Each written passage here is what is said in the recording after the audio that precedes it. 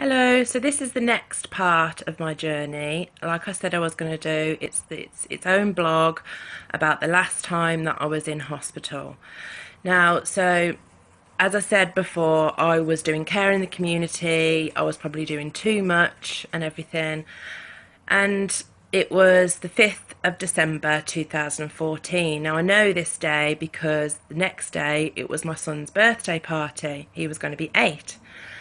Now, so I woke up in the morning, got the children ready as normal, and I was fine. Went to drop them off at school, took myself to work. And it was when I was doing my first morning call that I noticed, well, I just started getting pain in my neck. And I've never really experienced neck pain before, but didn't feel like muscle or anything like that. It was just, it started off like a dull ache. Anyway, managed to finish my call, did another call, and then I was at my other call, because like you did one call after the other. I started just feeling really sick with it. I'll go dizzy and all that. So phone work said, look, I can't do any more. I'm going to have to go to the doctors. So got cover for all my calls. And I went to the doctors and I explained my symptoms. You know, they had a look at my neck and they said that everything seemed fine, but they were going to give me like muscle relaxant tablets to see if it was like my neck was in spasm or I'd pulled a muscle or something. So I took them and I was taking painkillers because the pain was quite that bad.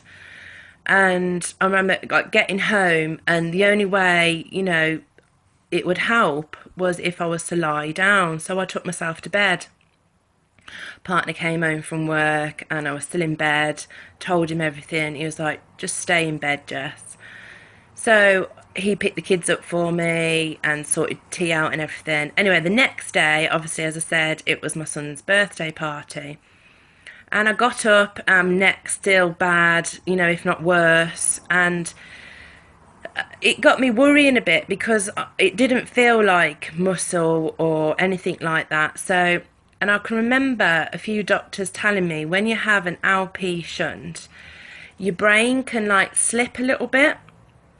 And so I was worrying that that had happened and that's what was causing the pain in the back of my neck, because it literally was just at the top of my neck.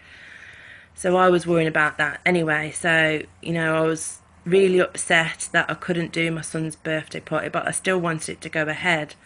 So my partner and my mum did the birthday party and he had an amazing time.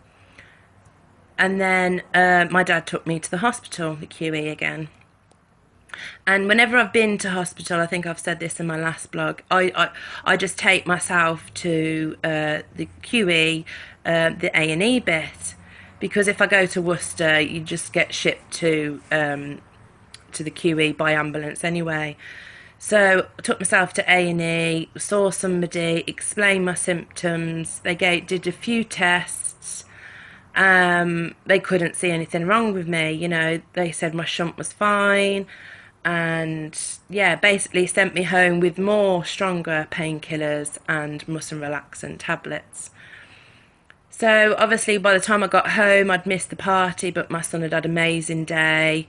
But I was still in so much pain and just couldn't do anything. So for the rest of the weekend I was just literally bedridden. And then the Monday morning come and I just knew something wasn't right. My eyes started feeling funny. I started getting headaches again.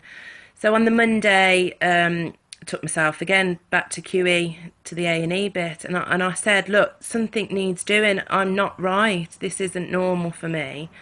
My neck pain was so severe, and the only way I could get relief from it is if I was to lie flat, lie in bed. So that's when they started doing a bit more investigating, and yeah, that night I'd had X-rays, CT scan, and they actually told me that yes, I was going to be admitted. I was going to have a lumbar puncture that night as well. We think your shunt's not working. We can see that on the x-rays that it's dislodged and that it's not working properly. So I went down to have a lumbar puncture, and that come back normal, which I wasn't really feeling pressure in my head. It was just my eyes were going a bit funny, a bit blurry, double vision, whooshing in my ear, sickness, and as I say, this neck pain. Now, so it was like a doctor on call, but she was a neurology doctor. So, and she said to me that you were booked into surgery the next morning to have your shunt revived, and I was prepped and everything. I was nil by mouth, and on the Tuesday morning, there's me thinking that I'm going ahead with this surgery. I was getting worse, and I was nil by mouth still. Had the stockings on, had the gown on. And it was all morning I was waiting, yeah, and me and my partner was asking, are we still on the list? Am I still on the list? Yeah, you're still on the list to go down. You need this doing. We found out, yeah, your shunt's really not working now. And then it was about 2:30 in the afternoon, and they told me that, no, you're not going down now. We're going to try what's the matter with you with medication. So we're going to give you anti-sickness drugs. We're going to give you water tablets, and I must have been, I can't remember the other ones that I was on, but I must have been on about 5 at a time, 3 times a day. And after a couple of days, the tablets did ease it, and the neck pain was subsiding. It was still there, but they thought I was getting better. So after 4 days, they sent me home, which, it was so close to Christmas. So I was quite pleased about this because, I've never been away for Christmas, and I've never wanted to be. And if I was in for that time, I would come home. At the end of the day, I've got a partner, I've got a family, and I've got 2 little kids that there's no way I could be in hospital for that time. So anyway, they sent me home. And, from then until Christmas, I coped. Do you know what I mean? Over Christmas, it was that bad sometimes. I just have to bring myself to bed.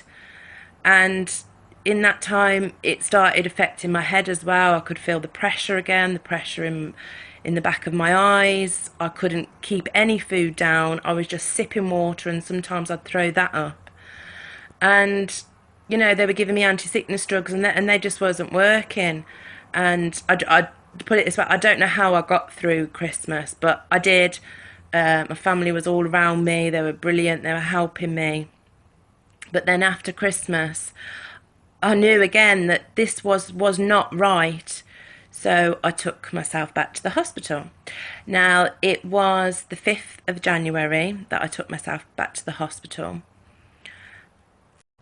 So I took myself back to the hospital on the 5th of January, and again went straight to A&E, got seen, and basically put my foot down. I told them my condition, I told them everything that had happened, and I said, look, I'm not going anywhere until something is done, because something is desperately wrong with me. I know this is not normal.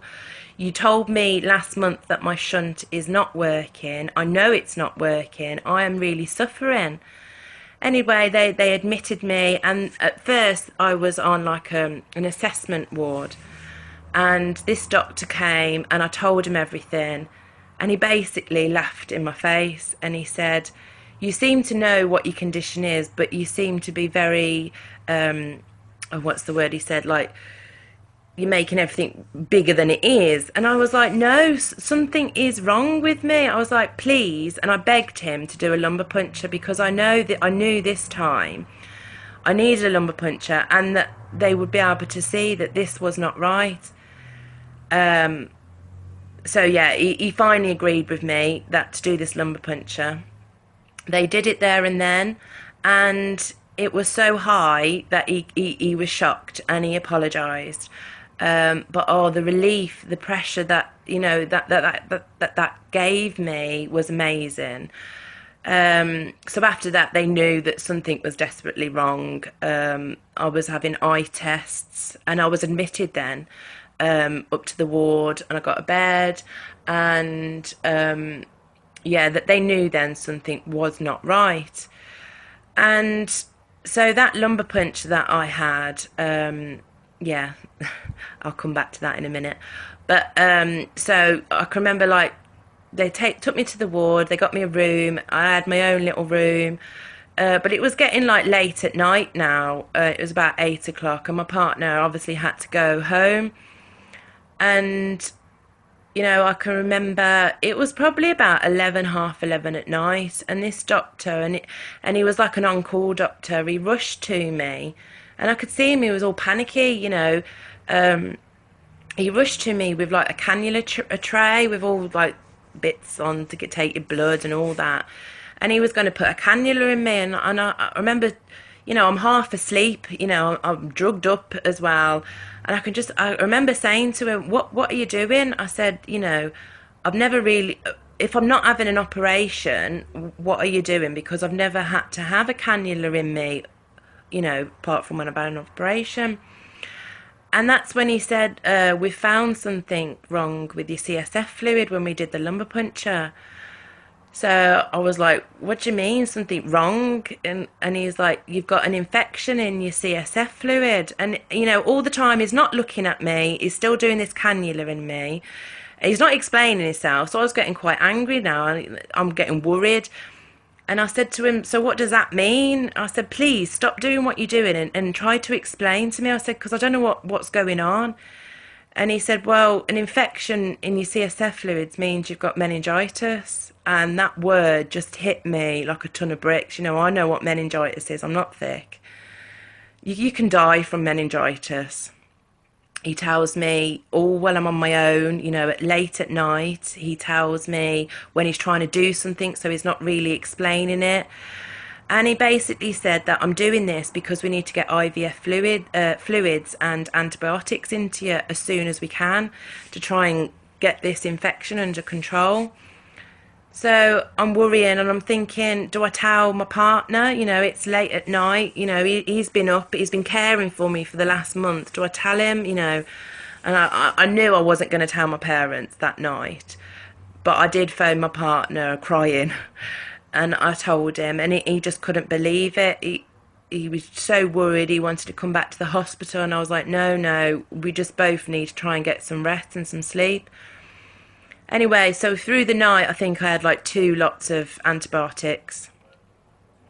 And the next day, I thought I was going to have this shunt out then the next day. And, I was prepped again for surgery, stockings, gown on and everything.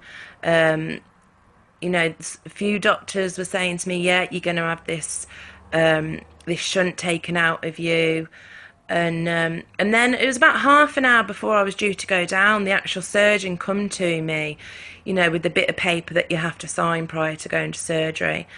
And he said to me, look, we can't take your shunt out. Why? You've got this massive infection. And I was like, why? Surely you take it out, that, my infection would come down. And they was like, no, it'd make complications. It'd probably make your wound infected, and it's just too much complications to actually do it. He said, but I am going to operate on you, and I'm going to put a spinal drain into you, which actually does what a shunt does, but outside your body. Now I'm going to put I'll do a blog after, and it's going to be of all my pictures that I took, that my partner took while I was in hospital. So there is a picture of the spinal drain. If you don't know what that is, it's at the start of the next blog. So yeah, so I went down, and they don't do that under anaesthetic, but you're all numb down there, but you're still awake. So you go into the surgery, and they did it, and it felt like having a lumbar puncture, but instead of taking something out, they were inserting this little tube. And again, you'll see that all in my pictures in my next blog. and then like I had this little friend, which basically it was like a catheter of all my CSS fluid that was draining out of me. And I was okay after that, and because obviously my shunt hadn't been working, so now this was working. The pressure was amazing. That it come out, the relief, and it had to be. It was like being. It had to be capped off every after. Like, so I'm not really explaining this very well. So, what would happen over an hour? I'd have to have so much took off, and then it would be capped again, and then the next hour so much took off. So I hope that explains it a bit better. So yeah, for the next 3 weeks, I had my little friend, and the infection was going up and up and up still. The only probably relief I had from that is my neck pain went. Now, they told me that the neck pain was due to the meningitis. So obviously with the spinal drain, it was all helping with my neck. And in that 3 weeks, I really suffered because they can never get cannulas to either go in me, or when they do go in me, then my vein like collapses. So like half an hour later, I'd have to try and have another cannula put in me. And it was getting to the point now where my arms, both of them, my hands were so sore, so black and blue. I was in agony. So they were really worrying because I was probably missing a couple of IVF, you know, medication. And so they decided to put a PICC line in me. Now, I don't know if anybody knows, a PICC line, it goes wherever it goes from, and it goes straight to your heart, and obviously so it freaked me out a little bit, something right by your heart, but I know I needed it. So they put that in with me. It's like a 15-minute procedure. It's done in your bed, on the ward. Obviously the room was full of, nurses and doctors, but it's done, and I didn't feel it because they numbed the area, but I knew I needed it. So they did it, and it worked fine first time. So yeah, that was in, and obviously I didn't miss anything then by that being done.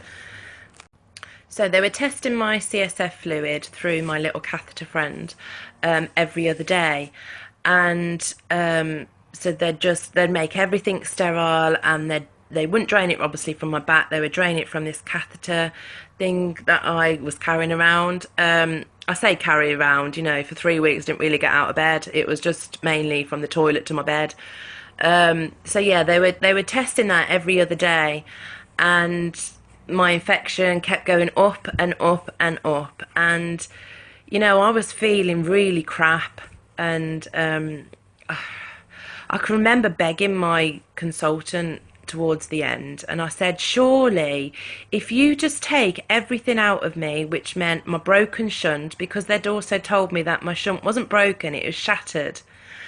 So I was like, I just begged them, I said, please just take everything out of me. Surely if you take the shattered shunt out and the spinal drain out, everything should just, clear up. I said, because I'd Googled it, and that's how I found out that's how I developed meningitis, because the first time that I was told that, yeah, your shunt's broken, when I was in for that 4 days before Christmas,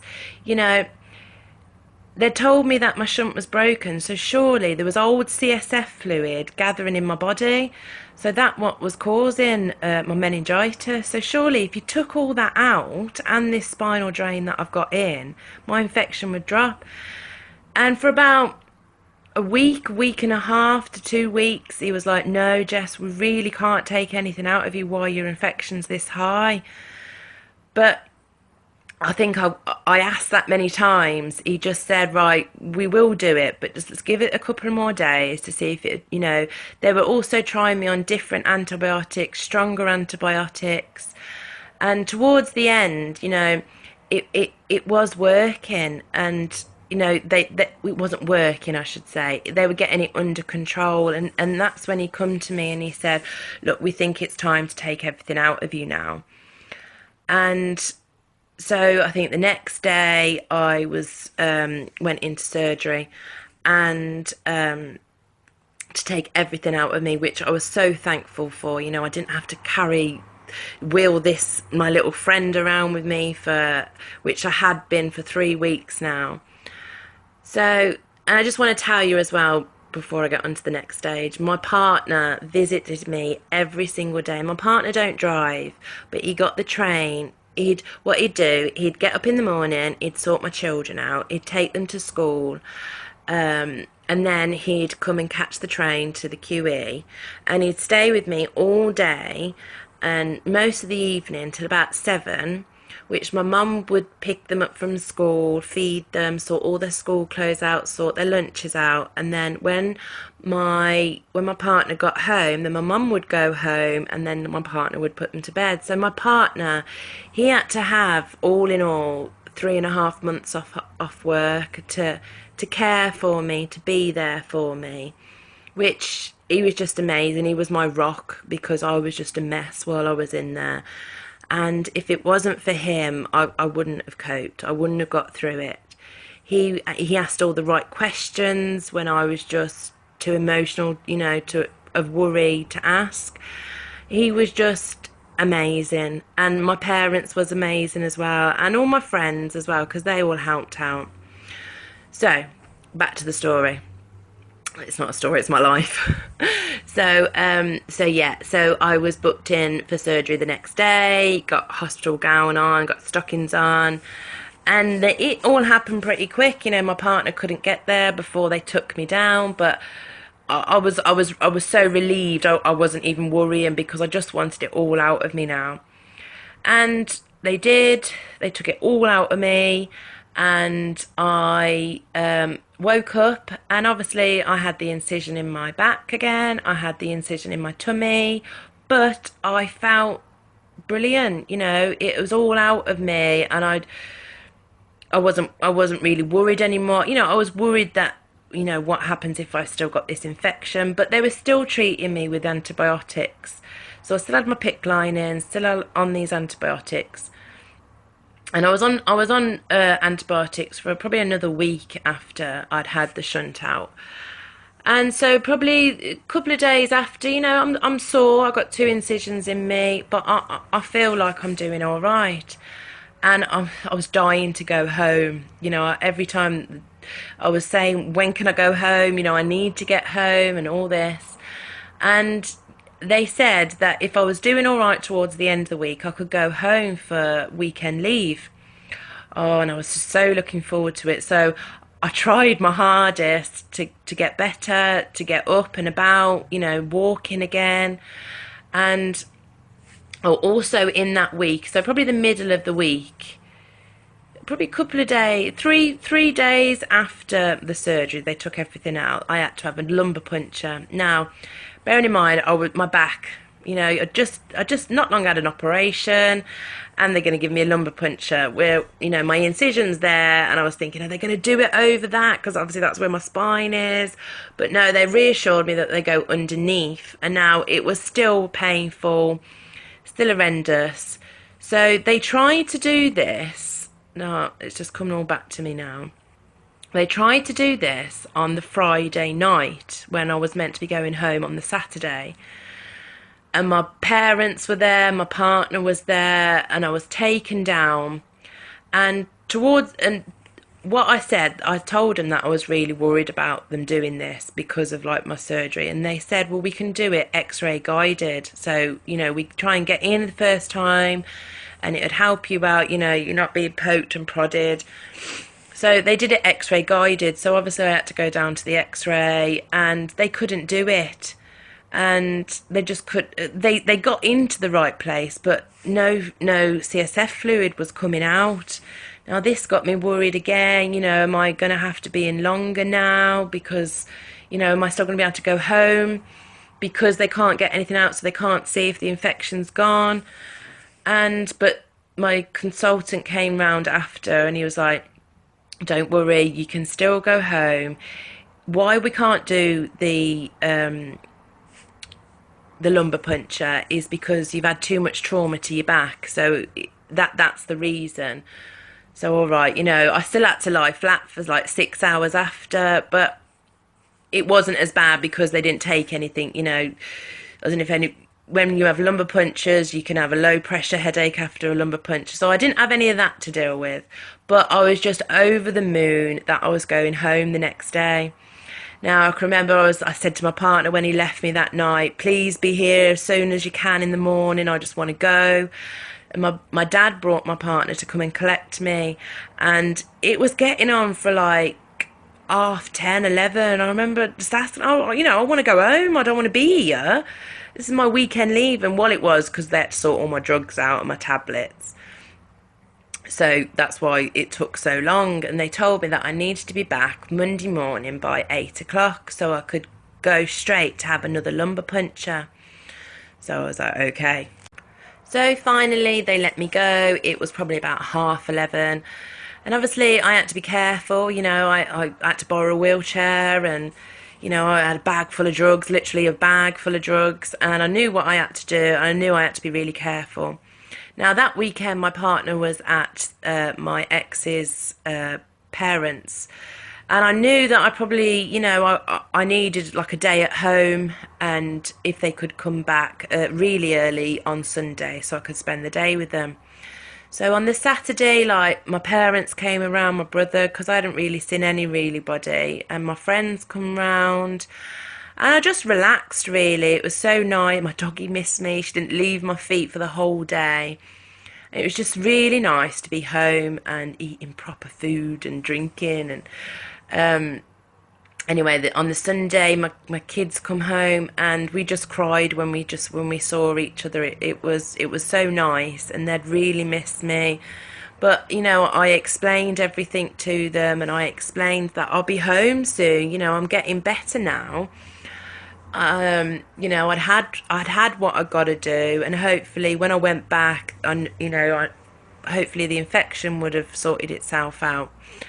So but it was that day, it was about 4 o'clock, and my back was really, I just couldn't get comfortable, and I'd had a little nap in the afternoon, and by about 6 o'clock I said to my partner, my back don't feel great.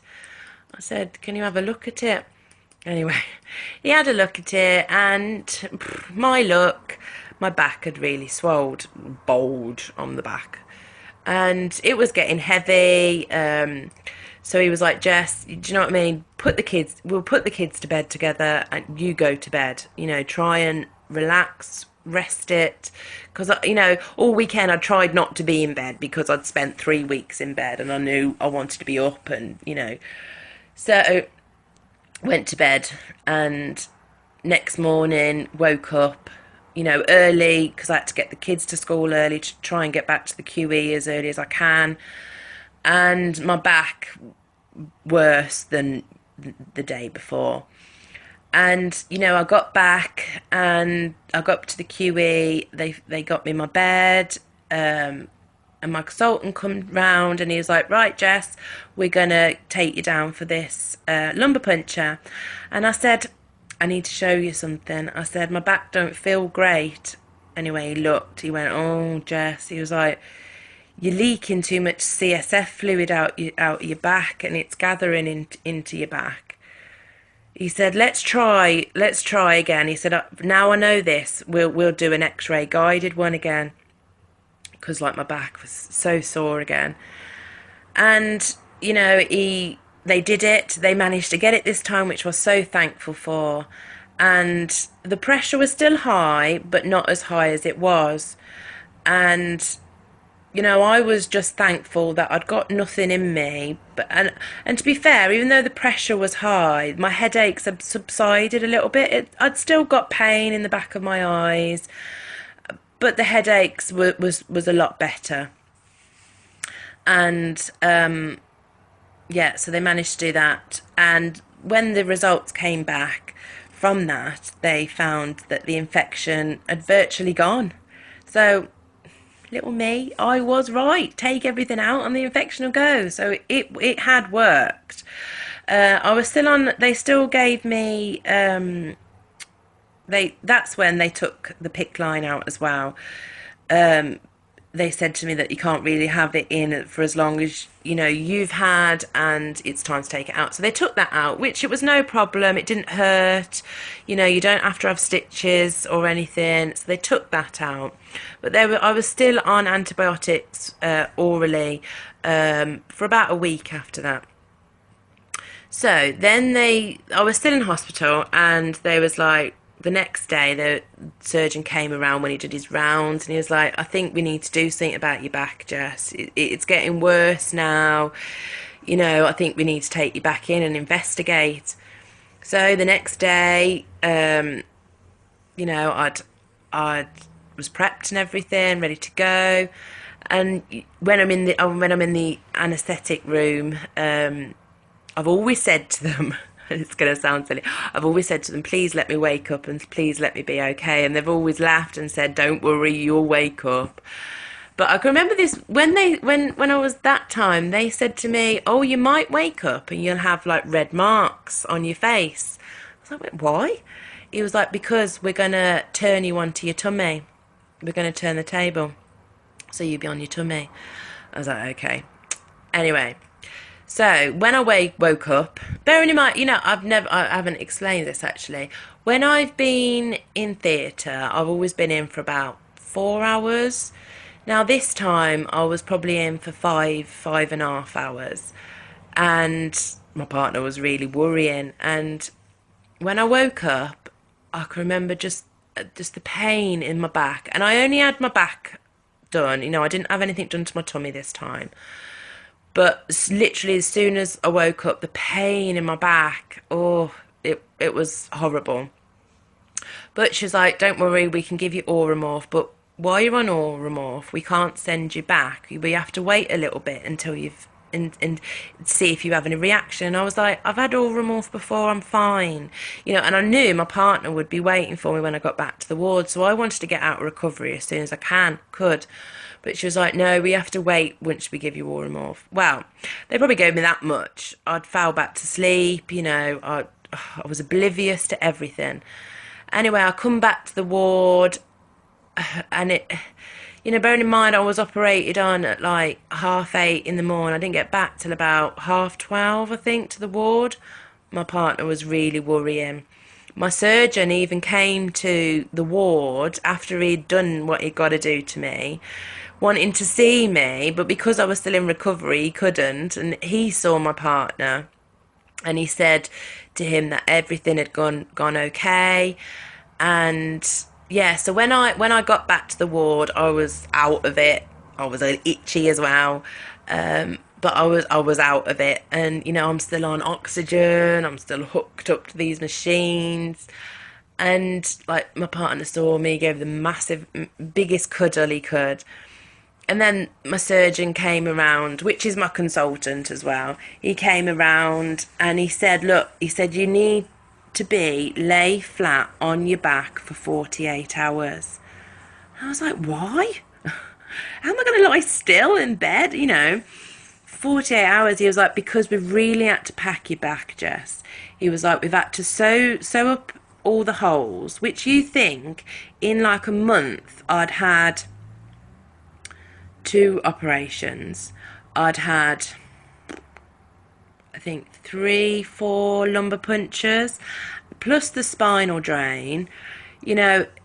All them holes in my spinal cord, so they had to sew them all up and pack my back.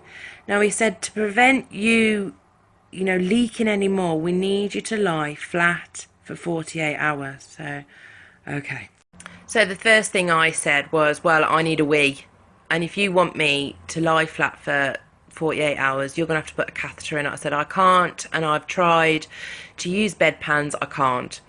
So they went to square it, to see if it was okay with my consultant. Yeah, it's okay. So I had that done, which it was a relief. I was busting for a wee, because they give you so much fluids as well in surgery. So not only was I needing a wee, it was all that as well. And yeah, I had to lie flat for 48 hours. And I must admit, that is the worst 2 days of my life, because because I don't know when if anybody knows, but this always happens to me, and it still does now. If I lie flat with no pillows or anything, it starts giving me an headache. And it's because, your body does your own draining. When you sat up or you stood up, it drains properly. But when I lie down, obviously there's nowhere to drain. So my head was thumping, thump, thump, thump, thump, thump. It was affecting my hearing, so I felt completely deaf. My eyes, I didn't wear my glasses for 2 days because my eyes, my partner said they were bulging out. I slept most of it. And if they said to me, "Do you want tramadol? Do you want morphine?" Yeah, I was having it because I just wanted to be asleep. I didn't want to be awake and in pain in these 2 days. And I've always never been able to lie still as well. But, when I had the children, I had SPD in my hips. So I have achy hips anyway.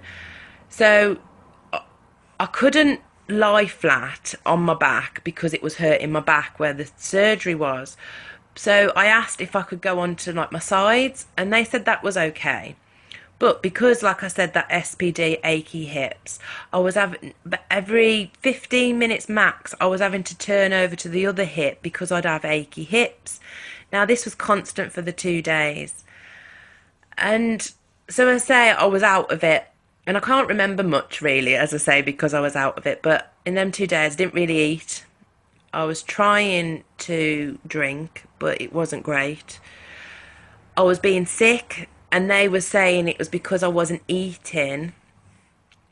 I wasn't eating and I was taking all these drugs, but I couldn't keep anything down. So they were giving me all sorts of anti-sickness drugs. And to be fair, because I was being sick, I was just throwing it back up.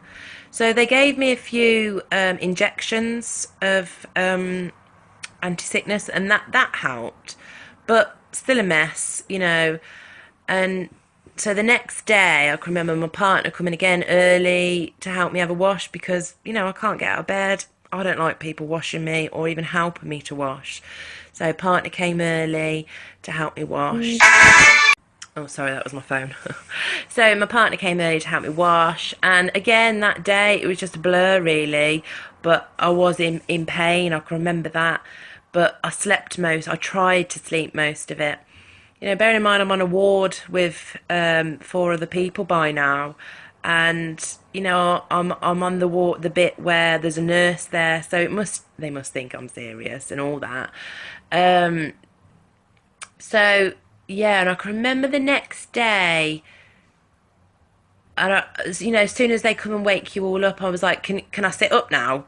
And they was like, no, you have to wait for your consultant to come round to make sure your back's looking okay. And in the meantime, before that, they'd looked at my back and there was no more swelling. They'd changed dressings. It was looking good. So I remember when my consultant come round, he was like, yeah, you can sit up now. Oh, finally, about bloody time. So they do it slowly. Bring the bed up slowly, and it was amazing. The pressure in my head, the pressure behind my eyes just went instantly, and I felt so much better. Anyway, they get you just to sit there for a bit, and then about an hour later, 2 hours later, the physio people came round. But bit before that, I had my catheter out, which that was brilliant because it was doing my head in by now.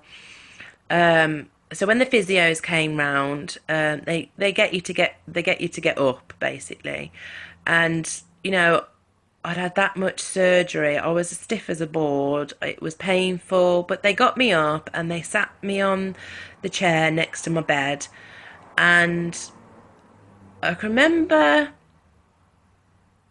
my partner coming back. I think he must have gone out for a cigarette or something, gone out for a coffee, coming back, and I was in this chair. But because the pain was that bad, I felt like I couldn't breathe. I can remember just sitting on this chair, just trying to breathe, and him like coming to me. I was like, "What's the matter? What's happened now?" And I'm like, "Nothing, but it's just really hurting me." And the physios were still there, and they were saying, "Look, this will happen, but just please, just sit here for a little bit.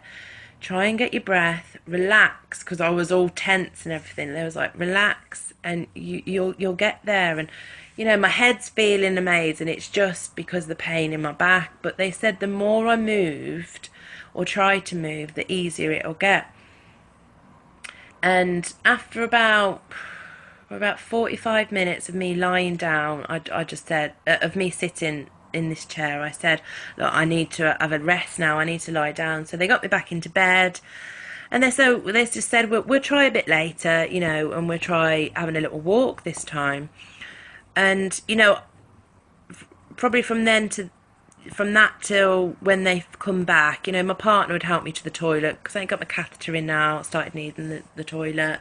And it was just amazing just to go to the toilet. And so my phone again, sorry. So that they come back and they got me up, and that was better this time. And they took me for a little walk along the corridors, and I did it. And after that, I thought, right, this is now I've got to sort myself out. They didn't walk. They weren't walking and holding me up. I was doing it on my own. I was taking it steady, but I was doing it on my own. And I knew I just needed to do it a bit more, a bit more frequently, and I'd get there to where I wanted to get. And, I was doing it, I'd go to the toilet on my own, very steadily. They gave me this frame to help me for a couple of days. And I was doing it, and I was starting to feel really good. Everything virtually was subsiding, all of the symptoms, my eyes, my head, sickness. I was starting to eat again and enjoy food. So yeah, I knew I was getting there, and I just wanted to get home. So a couple of days of just resting, but still doing my physio, still trying to walk about. I just said to my consultant, right, surely I can go home now.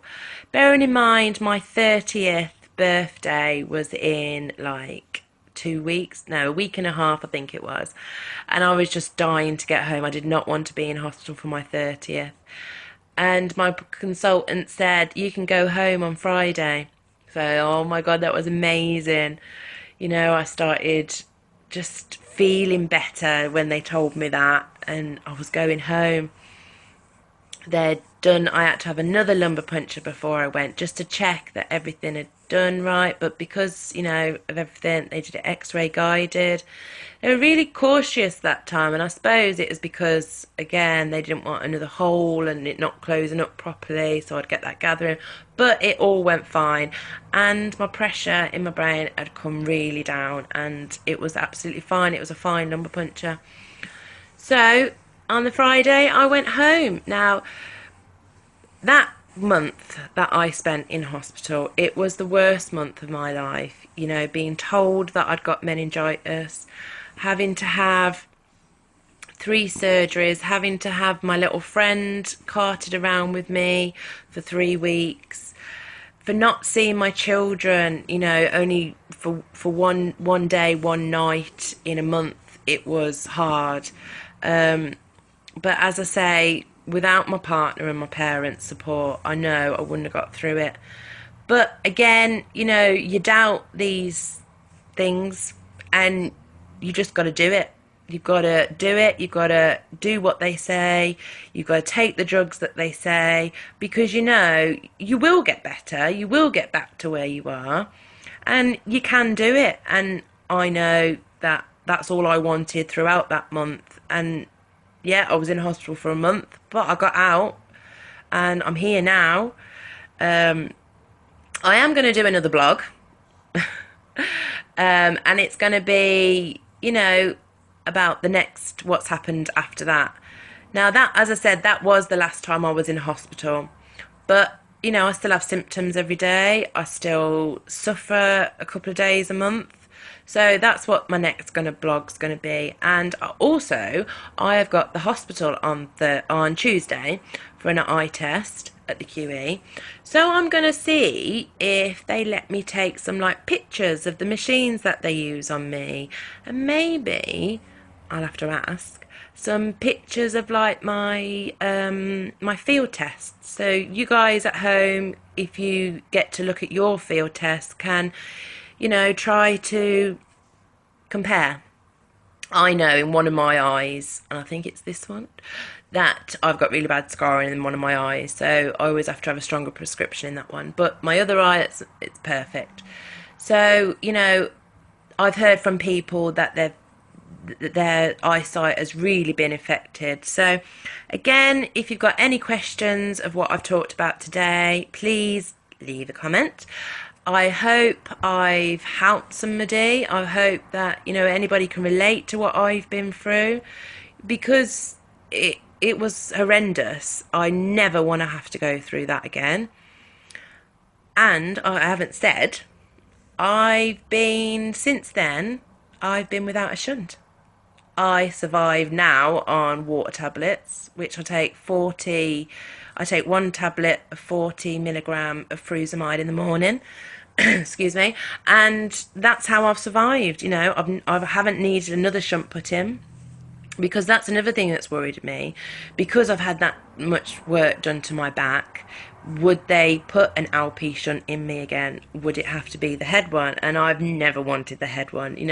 When I was first diagnosed and they said about putting the shunt in, it freaked me out when they said about the head one. I knew I'd have to have my hair shaved.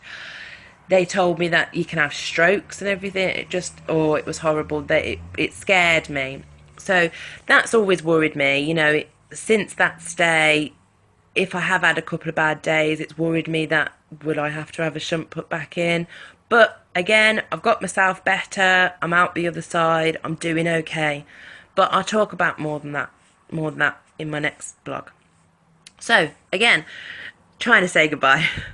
Again, I hope I have helped somebody. Please, any questions you've got for me, just message me. And here's to the next blog. See you later, guys. Bye bye.